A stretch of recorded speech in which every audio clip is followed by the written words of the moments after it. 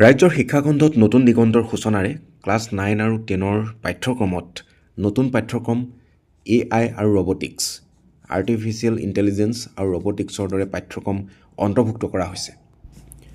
একেদৰে 2025-26 শিক্ষাবৰ্ষৰ বাবে ৰাজ্যৰ শিক্ষাখণ্ডত এক আমূল পৰিৱৰ্তন হ'বলৈ গৈ আছে আৰু সেয়া হৈছে NEP নেশ্যনেল এডুকেশ্যন পলিচি 2020ৰ নিয়ম অনুসৰি প্ৰাথমিক পৰ্যায়ত ছাত্ৰ ছাত্ৰীসকলক নিজৰ মাতৃভাষাত শিক্ষা প্ৰদান কৰিব লাগে। অসমৰ 11খন জিলাৰ 200খন LP স্কুলত নতুন শিক্ষাবৰ্ষ যি শিক্ষাবৰ্ষ 2 এপ্ৰিল 2025ৰ পৰা আৰম্ভ হ'ব, সেই 200খন যি প্ৰাথমিক বিদ্যালয় চিলেক্ট কৰা হৈছে, সেই বিদ্যালয়সমূহত মিচিং ভাষাত শিক্ষা প্ৰদান কৰা হ'ব।